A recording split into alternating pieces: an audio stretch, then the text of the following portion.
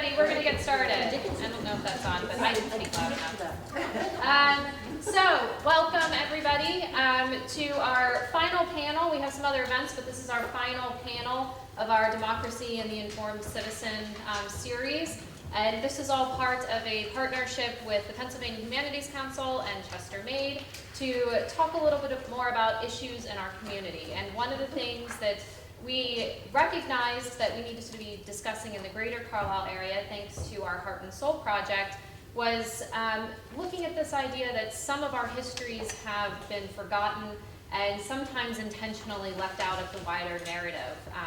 And at Cumberland County Historical Society, we've been talking about ways that we can really start to reincorporate in some of these histories. So myself, I'm Lindsay Varner, I'm the Community Outreach Director, and Kara Curtis, our Archives and Library Director, have been kind of scheming, kind of brainstorming, and coming up with some new ideas on ways that we can start looking at these ideas of forgotten histories and how we can learn from them. So that's the topic of our panel for today. And it's really fitting that it's happening today because we've been having a lot of fantastic activities going on across the area. So this morning and going through this afternoon and tomorrow afternoon, if you're in Mount Holly Springs, please stop by Mount Tabor Church.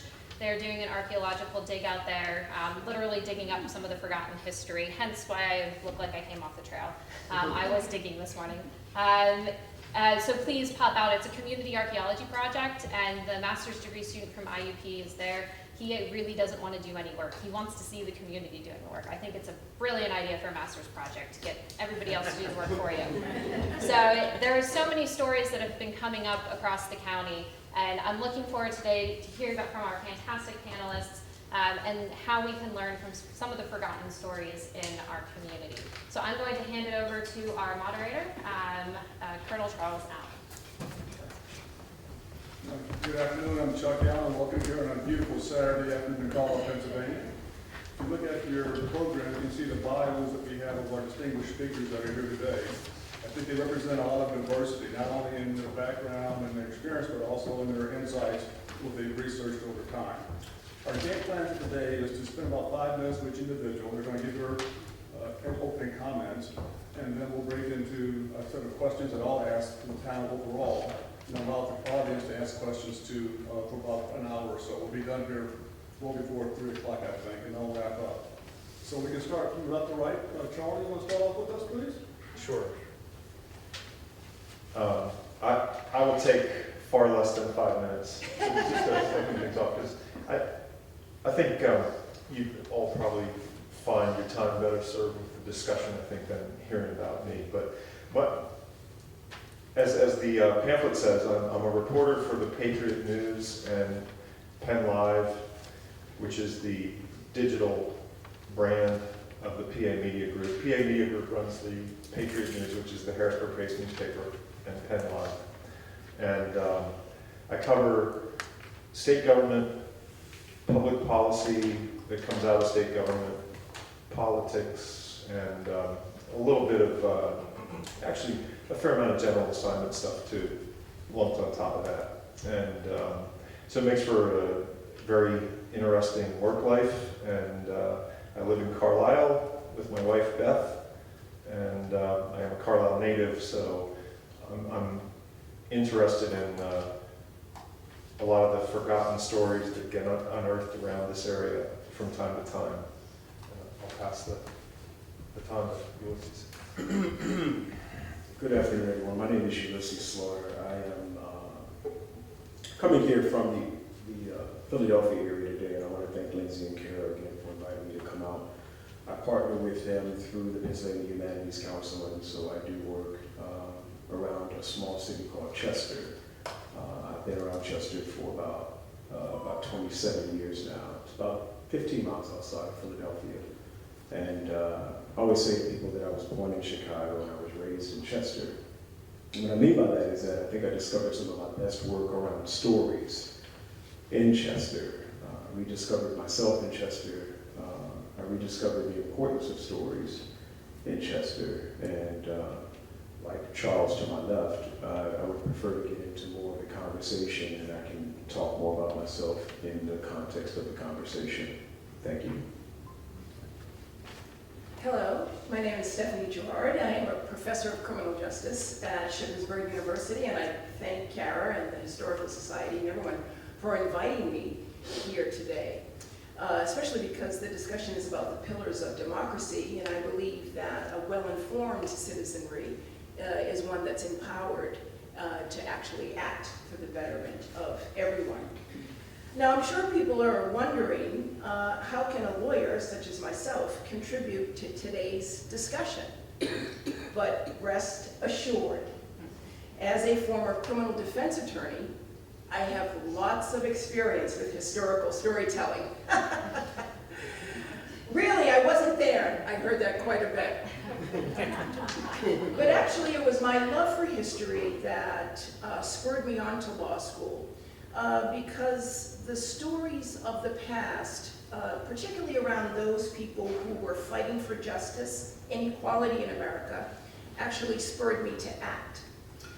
Now, there is, of course, a great divide between reality and the stories that one is told, particularly in books and in school and in the media, particularly when I was a child. When I was a child, I was told that slaves were very happy to be on the plantation because they were treated well by a benevolent slave owner who treated their chattel like family. But the truth of the matter is that black people, particularly in the past, black survival was predicated on being good at deceit. That is, from the slaves hiding escape plans, to listening to the former slave narratives captured by the Federal Writers Project in 1936 and 1938, or even organizing for civil rights during the 1950s and the 1960s, there was no real benefit to the black community in being absolutely honest with the larger white community. We got along and ahead by telling people what they wanted to hear, because actually the truth might land us in jail and in the criminal justice system. So this points to the difficulty in uncovering forgotten and ignored stories, this gulf between the real and the perceived reality. Now, I once met Bobby Seale. He was one of the founding members of the Black Panther Party when he came to Shippensburg to speak in 2006. In the media, and according to the federal government, the Black Panthers were a terrorist organization. To the party members themselves, they were community organizers who just so happened to be heavily armed. But I asked Bobby over dinner if he and the other party members were aware of the COINTEL program. This is when the government planted informants inside the Black Panther Party to destroy it from within. And Mr. Seale said, I asked if they knew about it and could they fight against it. And Mr. Seale said the informants were very easy to spot because they were so fake. And this story has struck with me because it speaks to the power of authenticity when we're talking about the stories of our past, and particularly from communities that we might not necessarily hear from firsthand. To get at the real stories of what it's been like for marginalized communities in America, particularly those stories around justice, from which we all have something valuable to learn about the triumph of the human spirit, we should look to South Africa. After the end of apartheid, the government instituted in 1996 a Truth and Reconciliation Commission to hear from those who were in power and those who were powerless during the years that the government was using its levers to keep people incarcerated who were fighting for change. Speaking truth to power was credited with South Africa's successful transition to a full and free democracy. Here, we should do the same. We can think globally and act locally to right the wrongs of the past by unearthing these forgotten stories. For example, one facet of life that my own children did not learn about, going to school here in Carlisle, is to uncover and talk about the stories of of segregated Carlisle. There are field trips for school children organized to visit the cemetery to honor Molly Pitcher. Let's do the same and teach our children here of the African American war dead buried in Union Cemetery, which is where the only place that they could be buried. Let's learn long forgotten stories from local families and do their memories justice by erecting a memorial at the courthouse, for example, to the County Civil War United States colored troops. Let's start asking the questions, and the answers will result in empowerment and justice and truth for all. Good afternoon, I'm Jim Burgess and I'm a retired public school educator. I'm here to talk a bit about Mount Holly Springs as well, having grown up there in the 70s. I'm part of a group, a very robust committee in Mount Holly Springs to make sure that the Amelia Gibbon Library is connected with the Mount Holly Springs Elementary School so that the next generation of residents, adults, will know something about where they came from. And we are in the process of coming up with a project for kids to do, and the committee is moving forward. So when I retired as an elementary school principal, I had a choice. I could either do something entirely different, or I could do something entirely different within the same professional types of things I did before, and I chose to connect with kids. And so that's one of the projects I want to talk about today, as well as Juneteenth, Hope Station's Juneteenth activity event. I've been doing an essay writing contest for Juneteenth for the last several years. Really ties in with Stephanie's comment about making sure that we connect with all the local history. And this year we're featuring John Philip McCard from Shiloh Missionary Baptist Church for the 150th anniversary of the church. And we're going to get the middle school kids to know something about Reverend McCard. And we're going to get elementary kids to know something about Amelia Gibbon. Because I believe in generational learning and lots of lessons that happened decades and centuries ago are worth learning even today. So that's why I'm here today. Thank you. And I am John Bloom. I'm a professor of history at Shippensburg University. And thank you for inviting me to be on the panel. I direct our applied history program, and there's a master's degree program. And the orientation of that program mostly is what's known as public history. So public history is essentially the historical profession that's not in the classroom. So historical societies and archives and museums and that sort of thing are all under the realm of public history. Really this panel that we're on is a good example of a public history presentation. And public history is a great way, obviously, of telling stories, but you tend to hear in public history settings very often very powerful narratives that are very familiar to people. It's also an opportunity to be in a public history setting to tell narratives and tell stories that are not as well known. So one way I know that the Cumberland County Historical Society started doing that is through oral history. One of the things I should mention, when Lindsay pointed out the Mount Tabor project in Mount Holly Springs, I believe the way that you discovered that that church was there was through an oral history project. So those are stories that were told through people's memories, but they can become kind of the springboard toward, you can use those stories, but also a springboard toward further investigation and involvement of the community to learn about the past. I'm currently teaching a class right now in oral history. We were kind of talking about these issues the other day in the classroom. One of the things, about oral history that's really kind of interesting is, we say telling hidden stories. You can actually tell a hidden story that presents information that's widely known and widely available, and where nothing is really new in terms of the information. But the perspective of the person telling the story, the community that they came from, might be different. And in that way, you might understand that story in completely different ways. A couple of research projects I've done kind of are illustrations of that. I did a research project where I wrote a book about sports at Indian boarding schools. When I wrote that book, most people will come up to me and say, "Oh, you wrote a book about Jim Thorpe." And, he is mentioned, but that is not really what the book is about. It's more about students who went to the boarding schools and what they thought about sports and what sports meant to them.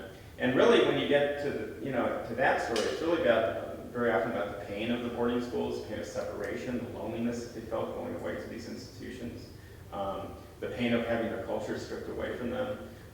And it's less about the thrill of the sports, and the sports were very important in their own way. And the Cumberland County Historical Society has a symposium every couple of years at the Carlisle Indian School. They focus on sports a couple of years ago, and those are the sorts of stories that came out from that.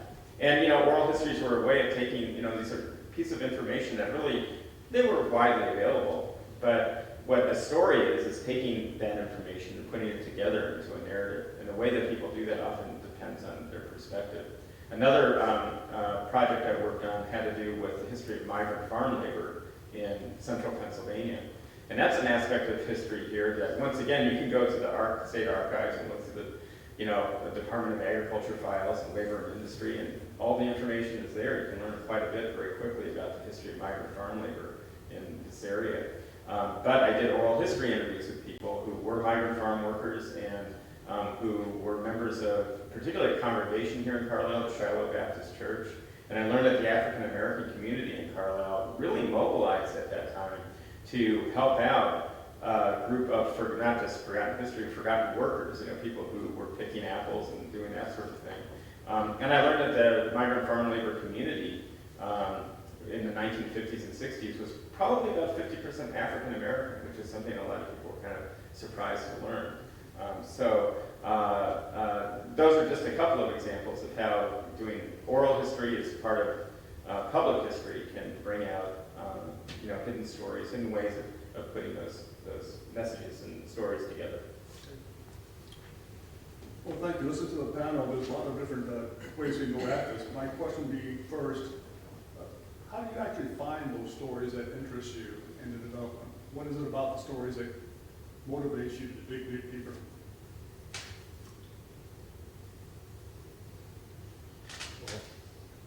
I'll take a first swing at that. Honestly, in my business, in the news business, I feel like we are sort of the MASH unit of history, right? We are trying to cover these events as they are happening. Very much more of a current events kind of perspective on things. So, it's often been said that reporters are kind of writing the first draft of history. And that first draft can sometimes be messy. There can be huge gaps in it that we don't even know exist at the time. And it's colored a lot by our own personal biases and the worldviews that we have, because the best source for the story may be somebody that I never even thought to reach out to, right? So it's imperfect, but I guess what I'm trying to say is that in my business, we're very much sort of news-driven, and so where's our focus going to be? Our focus is going to be on those stories that we think are either very necessary for our readers to know, or B, very interesting for our readers to know, and maybe C, a combination of both. And so, that's probably a different perspective than some of the historians on the panel would have here. But the thing is, so we're looking for stories that people either need to know or should know or might find interesting to know. So rather than dog bites man, man bites dog? Yeah. Yes, I believe part of the question, when I looked at it on the paper, was how do you find them? Where do they find you? And one of the things that I find interesting about stories is oftentimes they do find you. Depending on who you are and what your connection to your surroundings are, what your job is, wherever you are in life, sometimes they find you. So I'm going to just go ahead and talk about how I got into stories from a personal standpoint. When I was a young man, my father shot and killed my mother. And I was a witness to this. And so that story found me. I wasn't looking for that story at the age of 12. So coming out of that, I developed an awareness of a particular social reality, or various social realities, I should say. So as I'm listening to people talk, and I'm listening to the journalists, and I'm listening to the historians, I'm thinking about there's this way that sometimes we try to be objective about stories. There's a way that we try to tell a kind of clean, normal story, and I think that that's what gets us into these problems with forgotten stories, because there's a way that we want to say something that makes everybody kind of feel good, right? And in fact, we wind up dismissing the stories that we could actually learn from. So I remember doing an interview once in Chicago. I'm from Chicago, as I mentioned earlier, but I was living in the Philadelphia area, and somebody asked me to come to Chicago to do an interview on a book. I had written a book called Dear Daddy, I Hate You, Letters to My Mother's Killer. So I was in town and I was visiting my great aunt, and she asked me what I was in town for. Now, at the time, I'm sure I was about 40, and she might have been 65 or so. And I told her I'm here to talk about this book, and she looks at me and she goes, "Are you ever going to talk about anything else?" Now, she was talking about me talking about the death of my mother, because it had a particular feeling for her. That was her niece who was killed. That was my mother who was killed. And for a very long time, I would do presentations, domestic violence presentations. I would write about it, I would talk about it. And it didn't feel good to a lot of my family members to have me bringing this up. And that's what tends to happen when we talk about these stories, whether it be personal stories, or whether it be, Carlisle Indian School, or COINTELPRO with the Black Panthers. No matter what it is, if it doesn't feel good, we don't want to talk about it. And I'll talk about this later, but one of the things about the newspaper industry that is really challenging in the media is that a lot of the times they toe to a commercial line where advertisers are saying, don't talk about that, because of the lines between commercial and media are so tight these days that they are gagged. The media is gagged a lot of the times, and they won't tell difficult stories. So I think we have to become comfortable with the fact that we really can learn, as it says here, from forgotten stories. And they're not just forgotten stories, these are ignored stories. It's one thing to forget something, it's another thing to know it exists and just totally ignore it. And I think that that's where a lot of our problems come in. We just keep trying to pretend like something didn't happen. And these stories will not be ignored. Somehow or another, they're going to come up, and we like to talk about trauma. The whole society is traumatized. We're going to be traumatized until we tell these stories. The expression remembers truth will out. Right? Mm-hmm. There's an important truth, a powerful truth that has to come out. Right? Stephanie, what do you have? Well, I'm just mesmerized, and my thoughts are racing, I'm sure as everyone else, with the power of what we refuse to see. And of course, even sitting here and thinking of my own life, I think it's just very common for us to want to suppress things that don't feel good. And we're socialized to always put a better face on something as a way to move ahead. That is, if people are paralyzed, and I know, and just again, myself, I've been paralyzed by certain uncomfortable truths. We're told that doesn't help anybody. So I think that's where the stories get buried. And I agree with Ulysses, they're not forgotten, they are ignored. But I do believe that the more we can learn from each other, the better off everyone will be. So in my field, the legal field, everyone's always telling me a story. I don't know whether it's the truth or not, but I've learned to be a good listener. And so what I advise people to do, and what I encourage people to do, is to start conversations with people, particularly those not who travel in our social circle, to learn about their truths.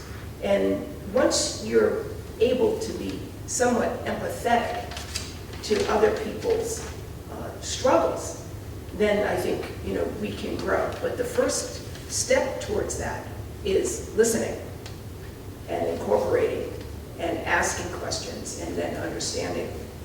And then, as John says, maybe in the ways that we retell that story with a new perspective, we could touch somebody different. So Jim, a longtime educator, again, looking at Mount Holly Springs. So how do you come up with this idea of the story that grabs you here? Again, this generational learning, what stories we pass on to our successors? Well, it seems to me that the issues of the past many times are the issues of the present. In Mount Holly Springs, how did that beautiful library, that's a community gem, how did that ever get there? And when you dig a little deeper, you find out that Amelia Gibbon was a woman before her time. In the 1880s, she ran the paper mill in Holly Springs. After her father died and her brothers died, she was the only family member left. And she did it very successfully. So we're talking about a woman leading a corporation in the 1880s, and that was intriguing to me, always was.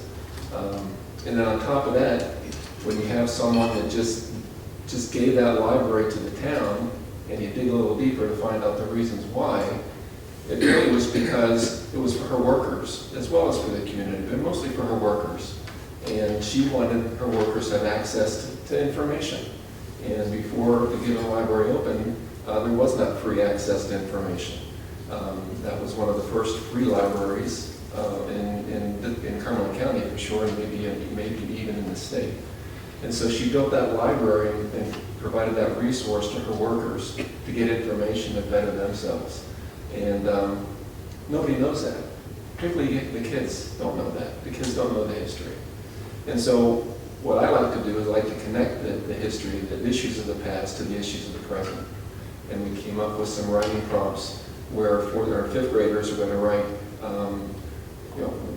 what would it be like to be a woman running a business? Where we teach kids in today's world about a growth mindset that you might not be able to do something now, but you eventually will.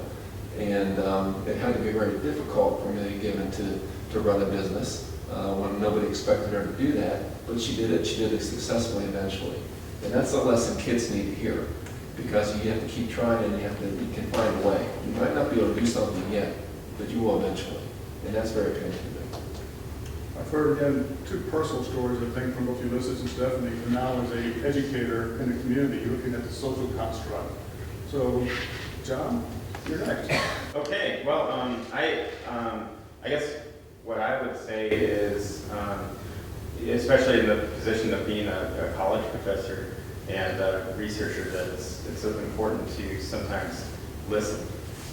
You think about professors being in front of a classroom and lecturing at people, but I think that I've learned the most by listening. And the examples I gave, I'll say a couple of things here. I talked about oral history a second ago. Ulysses mentioned uncomfortable stories or telling stories that might not make people happy. In the oral history class I just been teaching, we just this week actually read an article by an oral historian, Linda Schoes, and she wrote about community oral history projects. And she said you'd have to really actually be careful with community oral history projects, because a lot of people are going to just tell you really self-congratulatory stories about their community. Everything was great here. Neighbors loved one another. And I gave some examples of an oral history project like that myself, where you hear a lot of those stories, but you dig deeper and you learn it isn't usually that harmonious, right? So listening to the diversity of stories, I think, is really important. I really lucked out with the migrant farm labor story, because I happened to be working at the state archives on this project. And the first day that I went in to work on it, a woman who's familiar to most people in Carlisle, Ruth Hodge, walked up to me. And I thought when I was going to write about migrant farm labor, it was going to be about Latino migrant farm labor. And she walked up to me and said, "You're going to be writing about African-American farm workers, right?" And I said, No. She said, "No, you are." Yeah. And so that got me started. Yeah. But thank God I did, because she really, I listened to her. Of course, I was forced to listen to her. But that really, I think listening is really a key aspect of this too, is what, listening to the diversity of stories and being empathetic. So I've heard here again, we have storytellers, we have to have story listeners. So who are the audiences for your stories? And then based upon that audience, how does that craft or shape your research and your delivery of the story? Are we going to continue to go in an order? No. All right, because one of the things that I want to interject here is that storytelling is powerful. We tend to say, yeah, that's a foregone conclusion. But I think stories are designed to establish reality for people. When you tell a story, the intent is to get a particular reaction, right? Is to guide people a particular way. We use the term informed, right? So we want people informed, actually in a form. And so telling these stories, as John said, we have to be careful because sometimes people do just want to tell the story that sounds good for them. And it is that power play of telling the story that sounds good for one that dismisses the reality of another. And a lot of times the stories that we're telling has to do with resources even. If I tell a particular kind of story, I'll get a particular kind of support for that story in money, and so when you talk even about audience, I think we have to be careful about why are we telling these stories? Is it to get more money for a newspaper, for an organization? Is it about that? Or is it really about liberation? And people say they want to be free through information a lot of the times, and as the guy said in the movie, a lot of people can't handle the truth. And so they really don't want to hear it because they don't know what to do with it. And they don't know that it's okay just to sit with the truth or whatever the truths may be, because I don't believe that's the other thing, that there's no singular truth. There's a bunch of truths and they can all be in the room at the same time. This idea of a reality, I think there's many perspectives out there. Depends on where you sit, depends on where you stand on an issue in many cases. So I think the conversation about your reality helps inform us all. Someone else, please. Yeah, well, I used to be a death penalty defense attorney, and our audience were jurors. And it was always fascinating, of course, and this is what attracted me to the law, was in a courtroom, of course, it's the powerful, often when the government, against the powerless, which is often the defense, even though the defendant is often there because of actions taken, and particularly in the death penalty context. And of course, the stories are about the victim, which is always extremely powerful, and we always give homage and honor the victims. But what happens in a courtroom is the language that's used in storytelling, and we talk about forgotten stories or ignored stories, the language used can shape people's perceptions to what a particular outcome, a desired outcome, the desired outcome that you want. In the death penalty context, the government wants a citizen dead, wants the defendant dead. I say he because often I faced male prosecutors. And the language used in the storytelling was often to minimize any humanity that the defendant might have.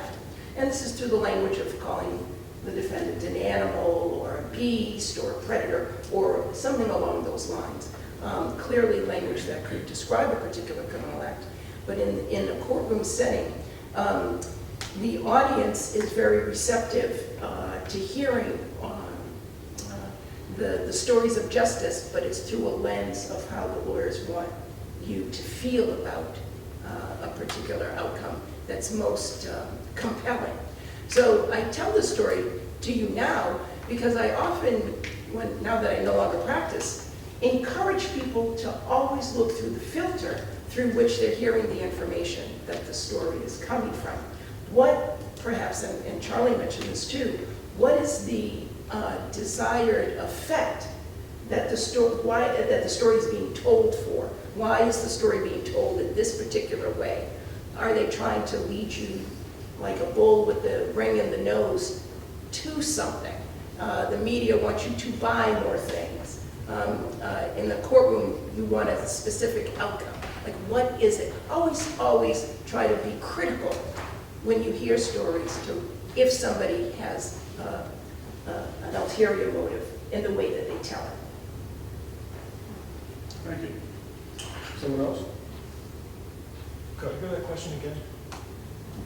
So that the question was, who are the audiences that you design your stories for? We have storyteller, but also story listener, and then how that might that audience shape how you develop your story and research it. Well, I mean, I think it's pretty self-evident for me that my audience would be, we like to think of our audience as the community writ large. And so everyone, I feel like. And in the internet age, of course, when I started in journalism, I worked for a daily newspaper, right? And the company would occasionally do readership studies so they could get a better idea of who was buying the paper and should we try to sell our newspapers in Franklin County? Should we try and sell our newspapers in York County or Lancaster County, or should we just stick to Cumberland, Dauphin, and Perry County? And that sort of thing. One of the interesting developments that's happened to the news media in the last generation is, now the primary medium that our news gets out there is the internet. And with data analytics that our companies can do, they can literally tell, with every story, you can kind of watch a ticker and see how many eyeballs are on that story. And they know what story is getting the most hits. And our companies have become fascinated with that. And it's kind of harmful to journalism because what's going on is, at my company, for example,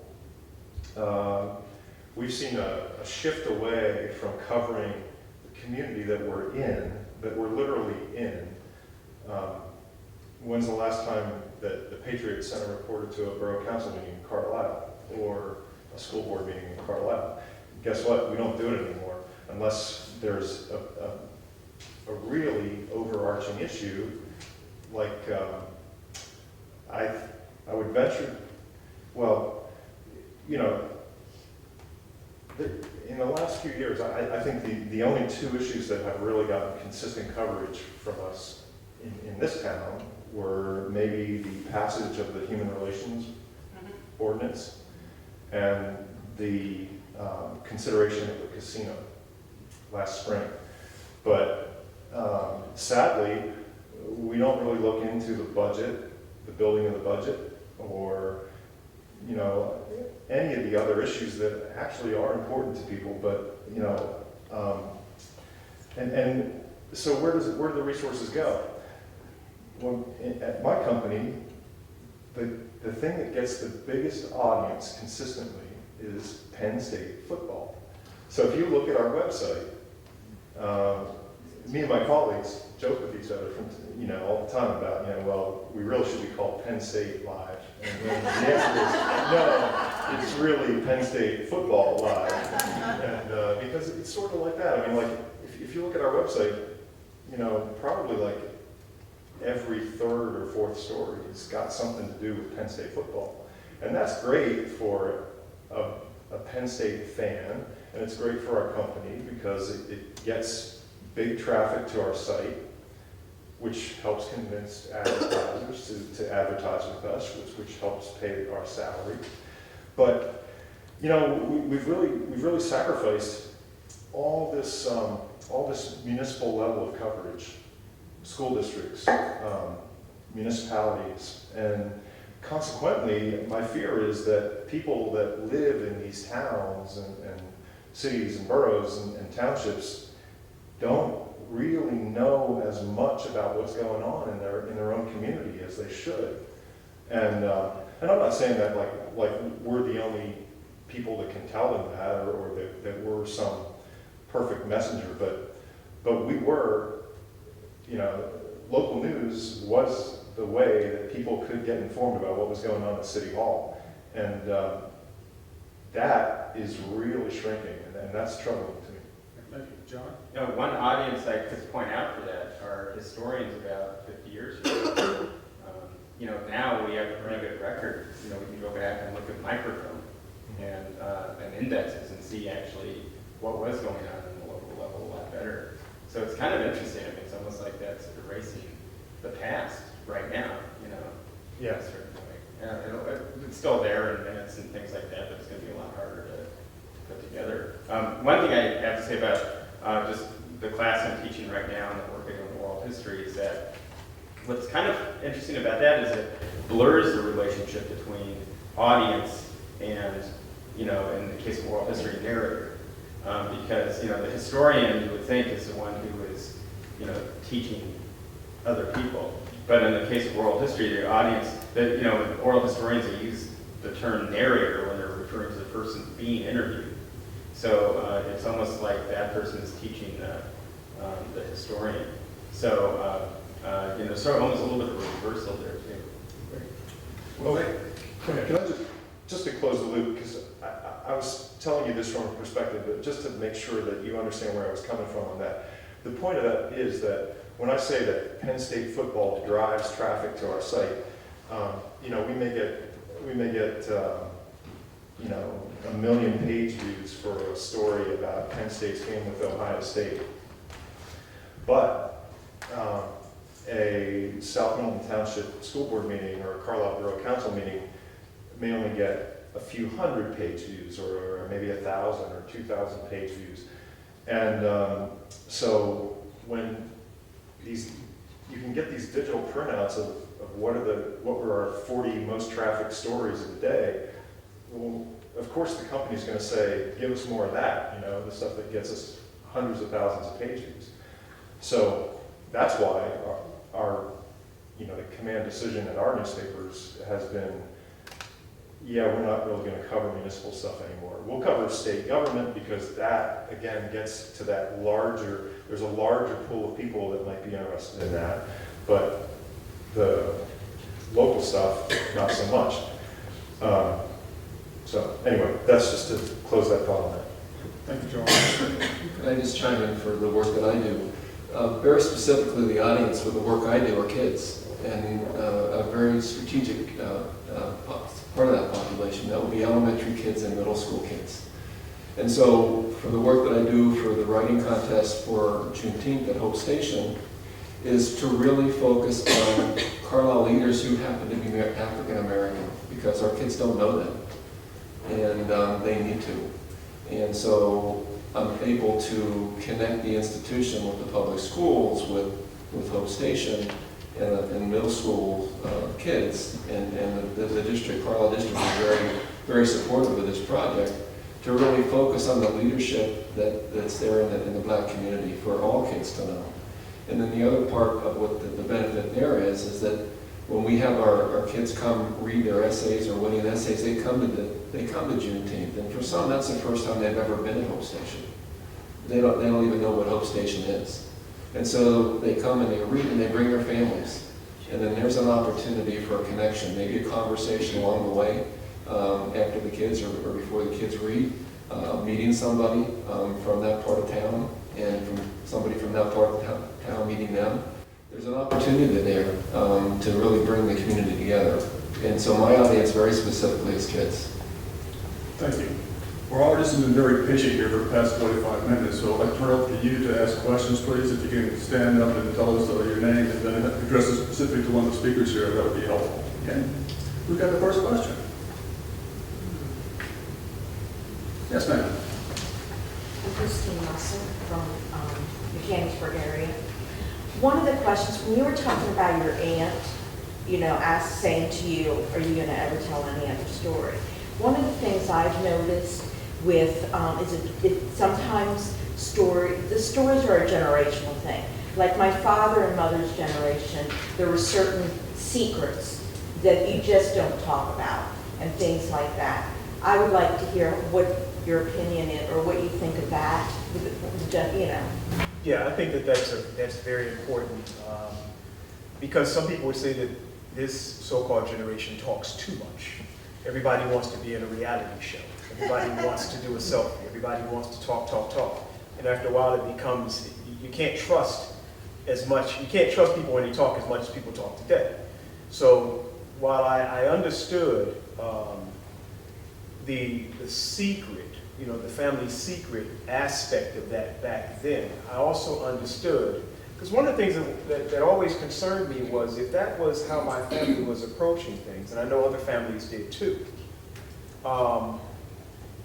what else was going on? See, there's a way that we try to hide through our facades and through our talking what's really going on inside of us. And I think there's a way that it escapes. Somehow or another, it always escapes sideways. So the real story always kind of comes out somehow. And whether it be with an individual family or collectively in society, it always kind of comes out somehow. You cannot keep pushing so-called truths down. And if I'm not just talking about truth, I'm just talking about, you know, pain or feelings or ideas. If people want to express something and you keep trying to push it down, again, it's like water. It's going to find a way out. And so I say again, I think I understand what was seen as a value to, like, if you don't talk about it, it will go away. That's just not how it works. It's just not how it works. And I think part of who I've become is proof of that. And other people become like me. There are other people in families who say, don't talk about it. And you might get 50 people in the family that kind of say, yep, I'm not talking about it. But the 51st person is going to talk about it. And then all you need is that other one person to talk about it. And before you know anything, it's off and running, right? I just want to add one other thing, and I'll make this quick, because I think this is important to understand when it comes to these stories. I think of four things. I think about the intention of why you're telling the story. What is the intent? What's the purpose of telling the story? The intention, the attention that we try to get with these stories. So it's the why, and it's the attention we try to get. It is what are we trying to sustain with the attention, because we want to be able to sustain something or reality. And then if we can sustain it, we can perpetuate it. And so as history has gone, even with my aunt, her intent was thinking that if we could just physically bury Clarice, my mother's name, just physically bury her, then our attention will be away from her and we'll be able to get on with our lives. Everything will be okay. It's like, just close the door on that and we can go into another chapter. Instead of integrating that story into our reality and accepting that, hey, that happened. Instead of accepting that and growing with it and living with it, we decided to suppress it. And when we suppress it, it comes out in some really bad ways. I'm reminded of an old movie titled, Careful, He Might Hear You. The conversation we had in the family. Careful, somebody might hear what you said, and they now know that secret. Mm-hmm. Someone else, please. Yeah, my name is Pat Keogh. I live in Carlisle. I was wondering, some of you know some specific stories about the United States colored troops from this area? Like, I know there's, I've seen some of the graves in Union Cemetery and some over on Winding Hill Road in Mechanicsburg. Were they organized from here or organized from different states? So there's about 114 United States colored troops that we have discovered in Cumberland County, and the way we counted them was specifically if they were buried here, or it was too difficult given the historical record to find if they were here or passed through here, and even if they died in battle, it's virtually impossible to find them if they didn't come back. So that's how we narrowed the search for who they are. Essentially, they were how we worked on this project. Ruth Hodge, of course, that's how I met Mrs. Hodge. Jane, a ton of people have been working on this project for a while, which is why I mentioned perhaps we need something on the courthouse square to honor them. before space runs out. They mustered it near Philadelphia. They were from here, and they mustered near Philadelphia, and then they went in different United States colored troops, not necessarily, not the 54th. And of course, John would know this because some are buried in right outside of Shippensburg, but they... Locust Grove. Locust Yeah. Grove. So the hope is that we will publish something, and Janet, I know, Janet Bell has published something that deals with the Lincoln Cemetery. I don't know if many of you know, but where Hope Station is, and the building of Hope Station in the 70s, there was a black cemetery there, the Lincoln Cemetery. And I believe, and I'm not from here, that a deal was made that all the headstones that would be moved, because the people are still there, all the headstones that would be moved would be available for families to either retrieve or somehow acknowledge and keep in a historical way. And nobody to this day knows where those headstones are. The headstone, the one headstone that you see there at Hope Station is from a family who did not agree to the movement of the headstones. So if anybody knows, we talk about these sort of ignored and forgotten stories, where those headstones are or what happened to them, you know, please contact the Historical Society, because that's one of these big mysteries. But there will be a publication someday that will identify all of the men. I actually wrote a brief story of a few of the men in 2011, if you want to look at the Historical Society's publications way back. Just look up my name, you can find it. But hopefully we'll get all of them at least acknowledged in this publication, and hopefully on the square, on the courthouse square, some acknowledgement of their service to Cumberland County. Thank you.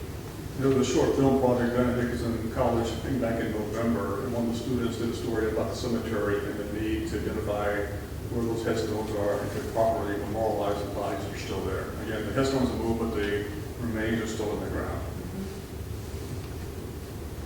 Another question? I probably directed to some of it, maybe not all, Pam still. I'm just wondering if by having these conversations, hearing the stories, and getting this information out there, is this a way for us to heal and to strive for community unity?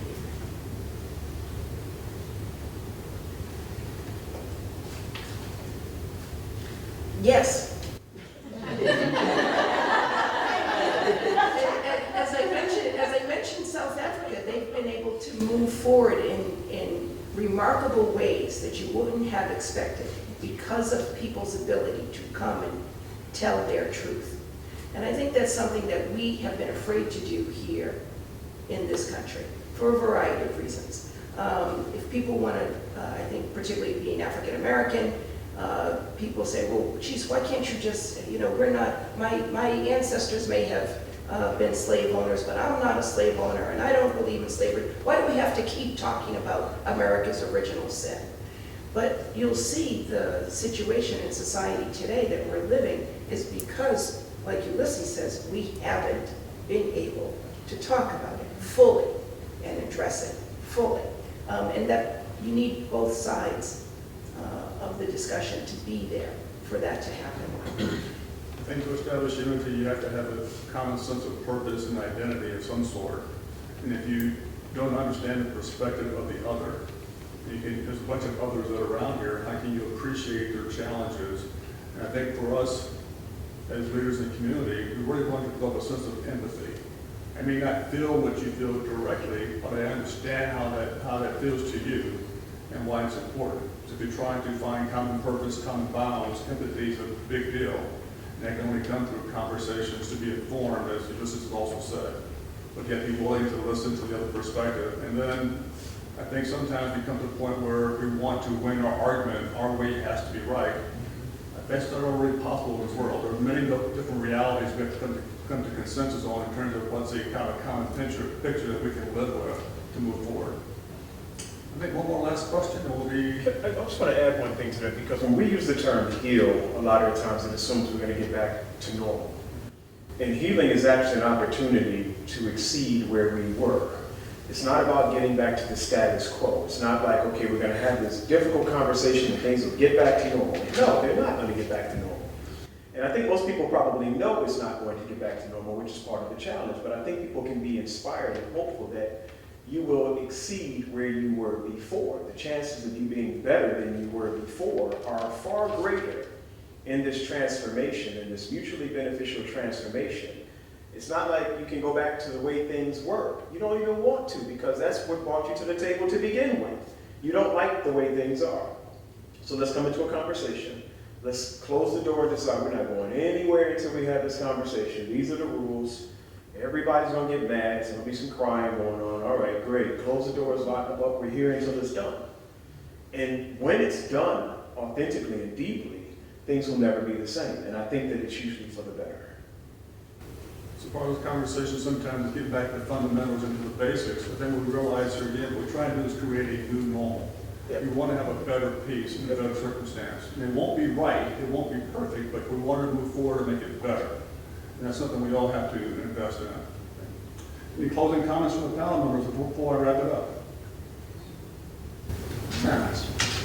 I just, Marcia Berry, I wanted to ask a question specifically to Mr. Slaughter and anyone else who cares to answer it, but I saw that a lot of your work is in creative transformation and reconciliation, which is really so needed and beautiful work, and I applaud you for doing it. And I'm wondering about how, particularly in small towns like Carlisle, when we have issues that erupt, how we can better go about dealing with them in a way that deals with reconciliation. I think a lot of times, if there's a racial incident at a job place, we get the person fired, or we get a teacher put out, and which isn't to say they don't need to be removed if they're being harmful to others, but it makes me wonder if that's where it stops,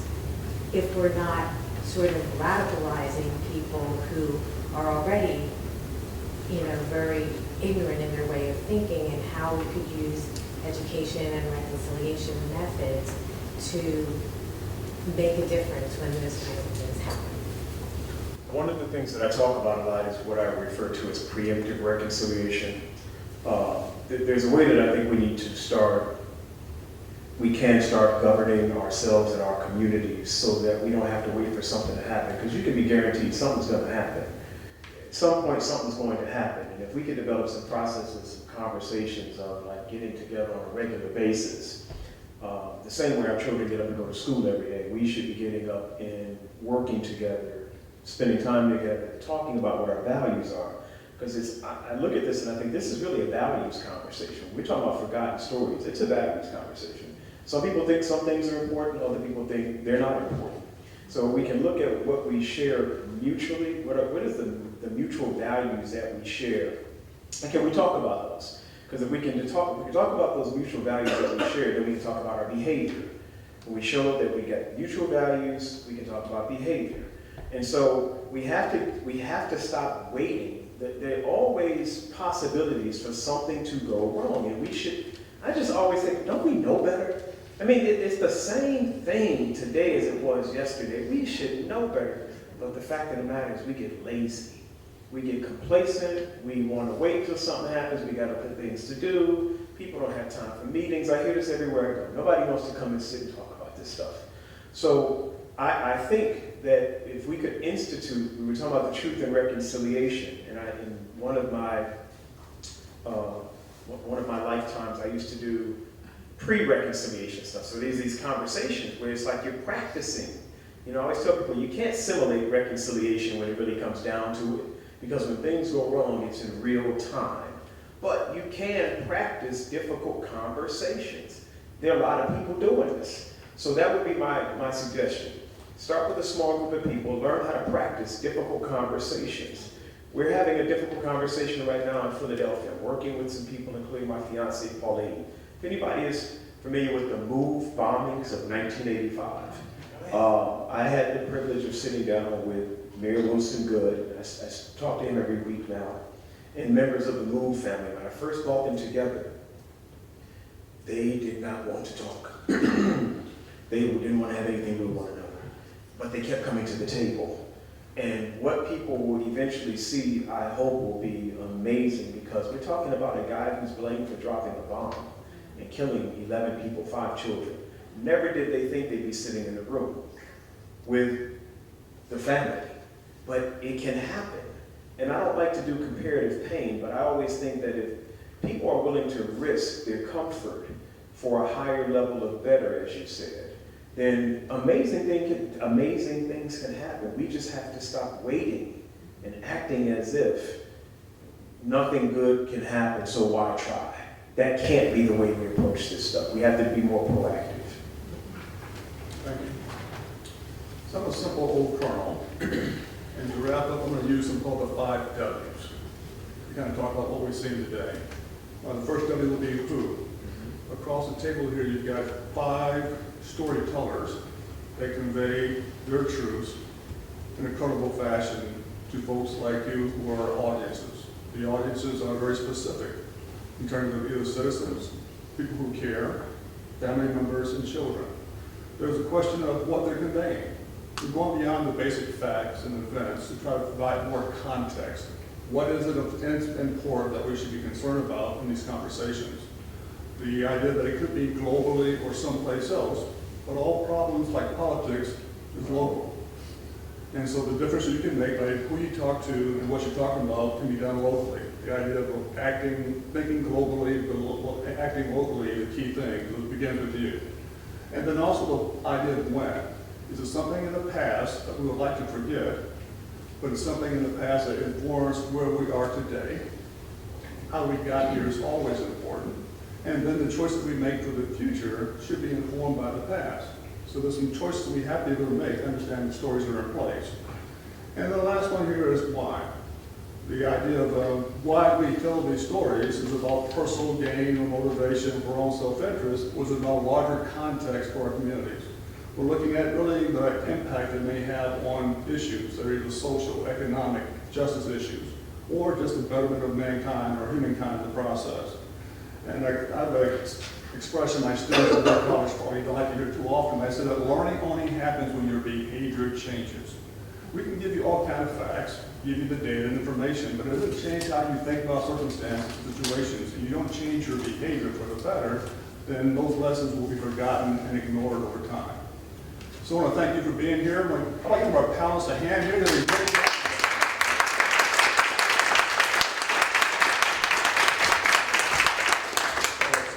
Warm outside. It's Saturday, spring is here, so looking forward to your stories that you're going to share and communicate back to the community. Thank you.